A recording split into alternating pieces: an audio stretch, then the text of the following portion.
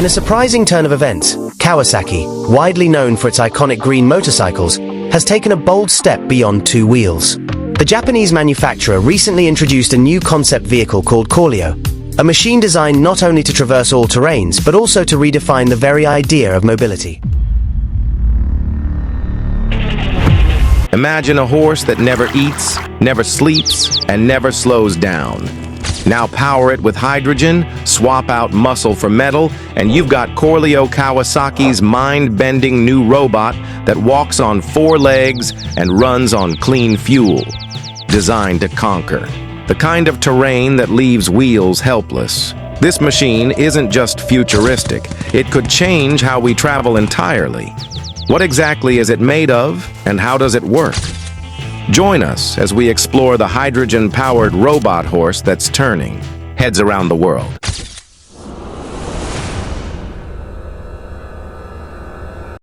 Corleo, Kawasaki's robot horse. They say innovation is just reinvention, but every once in a while something shows up that flips the script entirely. In April 2025, everyone at the Osaka Kansai Expo leaned in, waiting for the familiar snarl of Kawasaki's next superbike. Instead, Kawasaki Heavy Industries rolled out Corleo, a hydrogen-powered four-legged machine you can saddle and ride. Standing roughly 1.5 meters tall, about chest height for most people, and capped with a sleek sport bike visor, it looks like something that just stepped off a sci-fi storyboard. Inside its sculpted torso purrs a 150 cm/3 hydrogen engine. Rather than spinning wheels, it drives a generator that feeds electric motors in each leg. Early specs peg output at roughly 20 horsepower, plenty for confident hill climbs without emissions. Each limb gets its own drive unit, so torque hits the ground instantly, and the only thing Corleo exhales is water. Zero tailpipe pollution, even in a rainforest. Those legs are the real magic.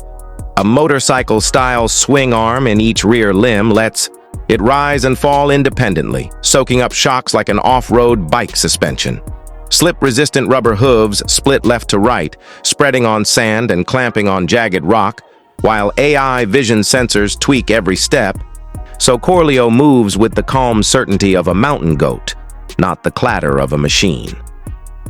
Climbing aboard feels familiar. A motorcycle-style saddle, simple handlebars, and fold-away auto-adjusting footrests. No joystick jungle, lean or nudge. The bars, and Corleo obeys like a living horse. Pressure sensors in the stirrups and grips read those weight shifts, turning your balance into steering commands. A compact dash tracks fuel balance and rider posture, displaying a hydrogen-level ring, a center of gravity dot, and a single root arrow, nothing more. Corleo projects gentle, breadcrumb-style lights on the path ahead, onto the ground after dark, while a subtle underbelly light makes the whole machine look like it's hovering an inch above the trail. The frame blends carbon fiber weave with lightweight alloys and wears Kawasaki's signature electric green accents, keeping overall mass to about 180 kilo. Hefty enough for stability, yet light enough for nimble footing. Power comes from a rear-mounted hydrogen pack, a pair of quick-swap canisters whose behind-the-seat placement centers mass and keeps fuel safely away from the rider's knees. A race bike trick, repurposed for a robot horse. This ties Corleo to Kawasaki's broader ALEC mobility family, a future lineup of hydrogen concepts spanning legged vehicles to ships.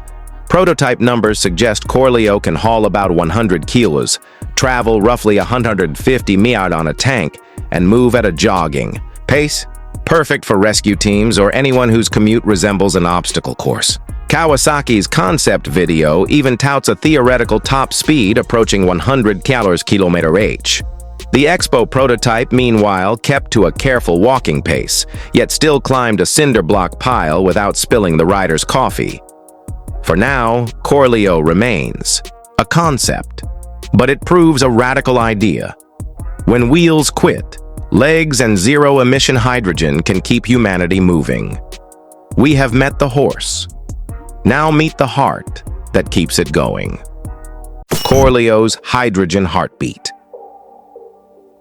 Think of hydrogen as rocket fuel served in a reusable thermos. Corleo carries that thermos behind the saddle, a tough, carbon-wrapped cylinder full of compressed hydrogen gas.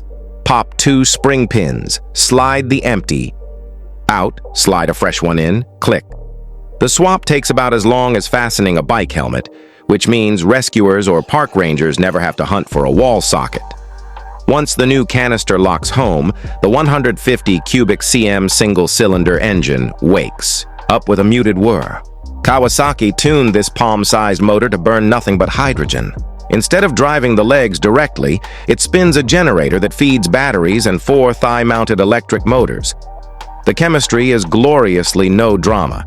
Hydrogen plus oxygen equals electricity and a puff of water vapor. No carbon dioxide. No petrol smell. Just steam. Why bother with hydrogen at all? Wait and wait. A tank that holds energy for hours weighs far less than the lithium battery pack you would need for the same range. So Corleo stays nimble instead of lumbering like a metal rhino. And because gas flows quicker than electrons, refilling takes seconds, not lunch breaks. That combo, light on the trail, quick in the pits, lets a single robot tackle a dawn to dusk shift without ruining the schedule. Of course, hydrogen has to get to the trailhead first, and Kawasaki has been laying the tracks. In 2022, the company's Suiso Frontier became the world's first ship to haul liquefied hydrogen across an ocean, carting the super-chilled cargo from Australia to Kobe, and proving that bulk deliveries are possible and safe.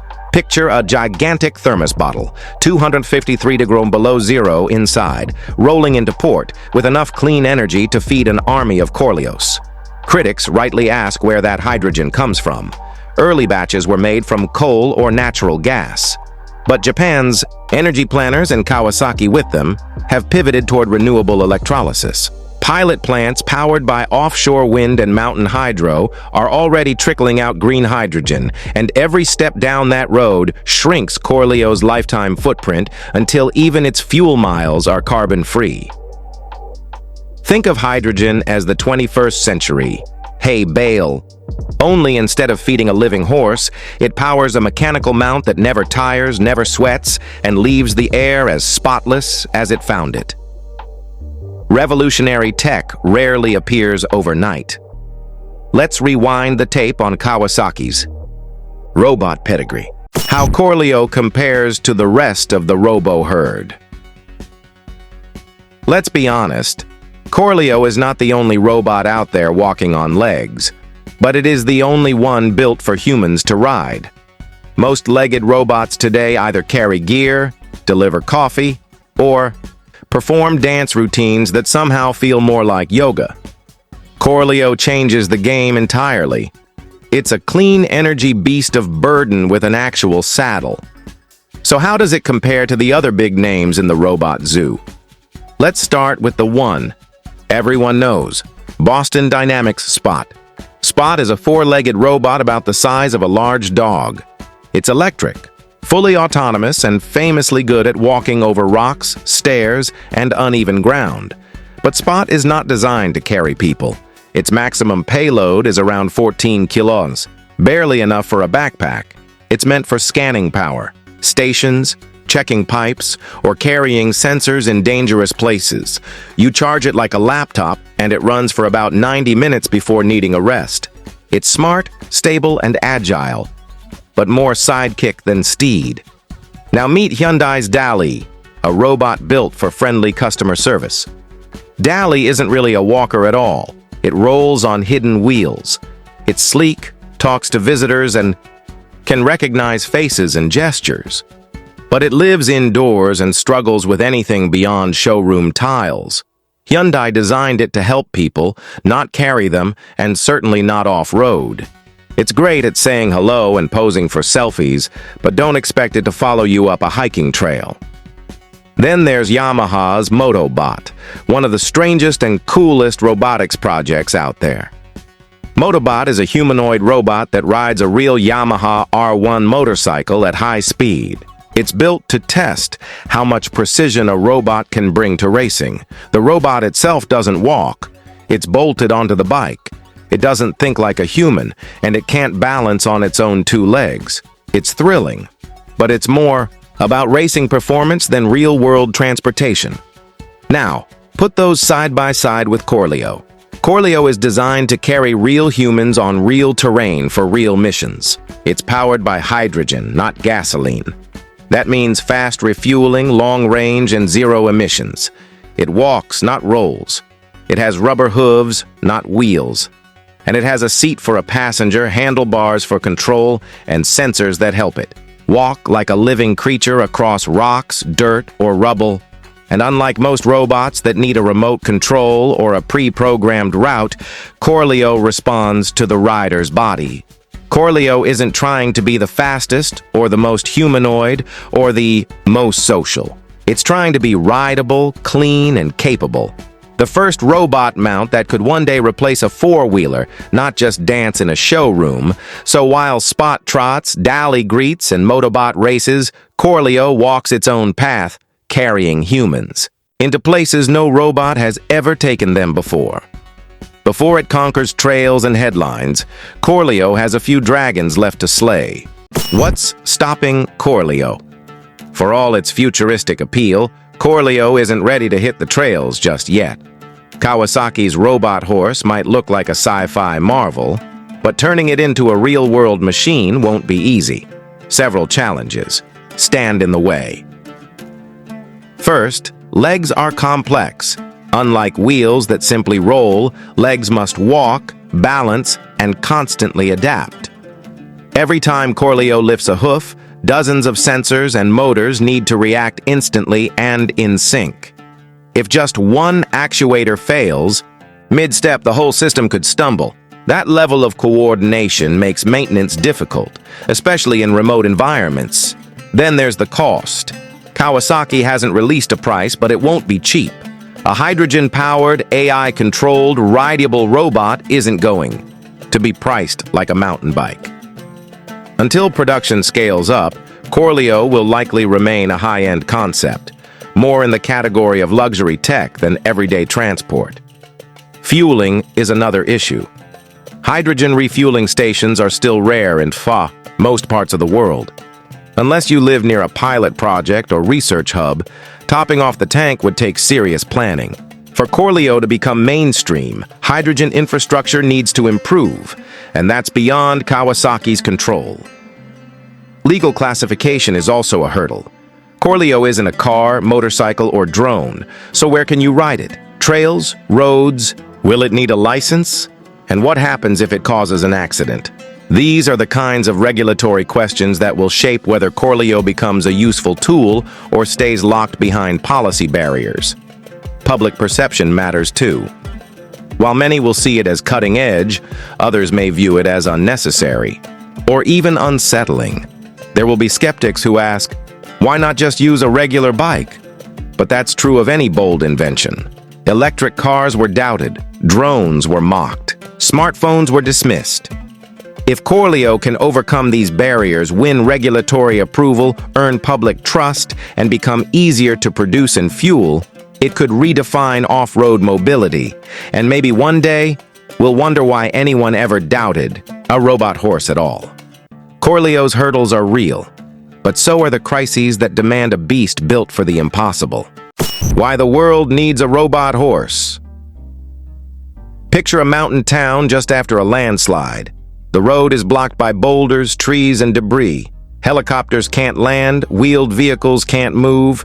Every last minute matters. This is the kind of scenario Kawasaki had in mind when it introduced Corleo at the Osaka Kansai Expo, a vehicle designed to go where wheels can't and do it without emissions. Why legs? Because they solve terrain problems wheels can't. A quadruped can step over rocks, balance while climbing uneven ground, and lower itself onto soft surfaces without sinking. Tests on other legged robots show they can navigate debris and stairs that stop wheeled and tracked vehicles entirely. But mobility alone isn't enough. Disaster zones and remote areas often lack power or charging infrastructure. That's where hydrogen comes in. A compact fuel cell tank can be refilled quickly and delivers silent, zero-emission electricity for hours. It produces no soot, no carbon dioxide, just water vapor. Hydrogen also aligns with Japan's broader clean energy goals. Kawasaki Heavy Industries already ships liquefied hydrogen across oceans and is testing its use in motorcycles, trains, and ships. Using the same technology in a legged rescue platform brings together clean fuel and all-terrain mobility. The result is a vehicle that can move from paved streets to rubble or forest trails without switching systems or emitting pollutants. Its potential goes beyond emergency response. Rural doctors could reach isolated clinics. Park rangers could patrol delicate ecosystems without building roads. Elderly people in remote villages could regain reliable mobility. Corleo isn't just a robot horse, it's a link between clean energy and real-world access, built for places where traditional vehicles stop. And if you think that's impressive, wait until you see what this tech could unlock tomorrow. How Corleo could change everything. Corleo might be a robot horse today, but what it represents goes way beyond just riding through the woods without a trail. Machines like this could actually shift how we build cities, protect wildlife, and maybe one day even settle other planets. That sounds dramatic, but it's not science fiction. It's where the logic of clean energy and smart robotics naturally leads if you follow it far enough. Let's start here on Earth. Cities today are designed around wheeled vehicles. Wide roads, traffic lights, curbs, and parking spaces are all built for things that roll. But Corleo doesn't roll. It walks. It steps over obstacles, climbs stairs, and balances on narrow paths. Imagine a version of Corleo delivering groceries through a park, helping a disabled person navigate cobbled streets, or carrying gear through a car-free district. Suddenly, cities could start prioritizing people again. More green zones, fewer roads, and walkable neighborhoods where robots blend into the landscape instead of fighting it. Legged machines could help us escape the tyranny of pavement. Now take that, same thinking into the wild. Conservation teams working in rough terrain often rely on noisy ATVs or helicopters, expensive, disruptive, and terrible for the environment they're trying to protect. But a robot like Corleo, it moves quietly. It leaves no tracks. It doesn't spook animals or chew up the ground. Equip it with sensors and AI, and it could patrol for poachers, track endangered species, or even plant seeds in reforestation zones where drones can't reach. In this case, the robot doesn't replace nature. It helps protect it. But here's where things get really interesting. Think Mars. NASA, ESA, and private companies like SpaceX are actively planning a long-term human presence on the red planet. And do you know what every mission needs before humans land? Infrastructure, cargo delivery, habitat setup. And right now, they're testing legged robots for exactly that reason. In fact, the DARPA-backed Team Cerberus recently deployed quadrupeds in Martian-like caves during analog missions. These bots can explore uneven ground that rovers can't touch. They don't need flat roads. They climb. They adapt. A future version of Corleo, powered by hydrogen or solar fuel, could carry tools, build stations, or scout terrain long before any astronaut's boots touch Martian soil. It sounds futuristic, but this is the quiet ripple effect of innovation. A robot horse may start as a mobility experiment, but give it time, and it starts changing the rules. No more needing smooth highways. No more fossil-fueled noise. No more assumptions that transport must mean tires. What we're building is not just a ride. It's a rethink of how we move through the world, and maybe, just maybe, through other worlds too. How Kawasaki got here. Before Kawasaki built a robot horse that could hike over boulders, it built a robot arm that could weld your car with laser precision. And before that, Kawasaki built warships. A lot has changed since the 19th century, but one thing has stayed the same. This company loves building machines that move with purpose. Kawasaki's robot story started in 1968, when it teamed up with an American company called Unimation the same folks who invented the very first industrial robot. The result? Kawasaki Unimate 2000, Japan's first domestically produced industrial robot. It was hydraulic, clunky by today's standards, and mostly did spot welding on factory floors. But it marked the start of something huge. Japan was serious about automation, and Kawasaki had just thrown its hat into the ring. Fast forward to the 80s, and robots were getting smarter and leaner. Kawasaki launched the P-Series in 1981, its first line of all-electric robots. Unlike the older hydraulic models, these were faster, cleaner, and easier to control. 2 years later came the E-Series, focused on assembly tasks, and by 1989, the J-Series stepped in with more flexible joints that made them better at tricky maneuvers, like handling curved surfaces or squeezing into tight welding spots. The 90s were all about refinement. In 1992, Kawasaki released the UEE series, which brought in better motion control and improved repeatability, essential for industries like electronics, where 1mm errors are 1mm disasters. Then came the FS series in 1998, made for speed and high-precision pick-and-place work. A year later, the Z series joined the lineup, with models optimized for painting and coating jobs, especially useful in automotive factories where an even coat can mean the difference between showroom shine and backlot dull. By the early 2000s, Kawasaki was swinging for the fences. In 2002 alone, it dropped the M series, capable of handling extremely heavy payloads, and the Y series, built for lightning-fast packaging and logistics work. It also expanded into clean room robotics for semiconductor manufacturing. These robots didn't just work alongside humans. They worked where humans couldn't, like in ultra-sterile chip labs, where a single dust speck can ruin a week's work. But perhaps the biggest leap came in 2015 when Kawasaki unveiled Duaro, a dual-arm collaborative robot.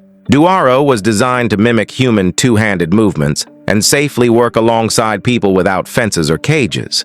It could do things like box products, tighten small screws, or fold packaging material without taking up much space or accidentally smacking a coworker in the face. It was compact, cautious, and strangely polite. Kawasaki didn't stop there. It moved into medical robotics with the Hinotori surgical robot, designed for minimally invasive procedures like prostate and gastrointestinal surgeries. Created with Seismex Corporation, the Hinotori launched officially in 2020, offering Japanese hospitals a homegrown alternative to the US-made Da Vinci system. With ultra-precise arms and high-def 3D vision, the robot was built to follow a surgeon's exact hand motions in tight, delicate spaces. So when Corleo clomped onto the stage in 2025, it didn't appear from nowhere. Kawasaki has spent over 50 years building robots that weld, paint, pack, and even operate on people. Creating a four-legged machine that walks, balances, and carries humans? That's not a gimmick. That's just the next step in a very long march. But Kawasaki is not just a robotics pioneer. It also builds some of the world's most iconic bikes. Kawasaki's motorcycle legacy. Kawasaki motorcycles are known for one thing above all else: raw, unapologetic power that's somehow always in control. But that reputation didn't happen overnight. After World War II, Kawasaki, a company known for building warships and aircraft, turned its engineering firepower toward something smaller: two wheels. By 1953, they had developed the K1, a modest 148 centiatum 3 four-stroke engine designed to get post-war Japan moving. Just 2 years later, their first full motorcycle, the Meihatsu 125, hit the streets. The company's ambitions grew fast. In 1960, they opened a factory just for motorcycles. By 1961, they had a full nationwide sales network. Then came a game-changing move. They absorbed Meguro Manufacturing, Japan's oldest motorcycle builder. The merger, finalized in 1964, gave Kawasaki access to a lineup of solid four-stroke twins. The result? The W1650 in 1965, Kawasaki's answer to British bikes and proof they could compete on the world stage. Speed soon became Kawasaki's signature.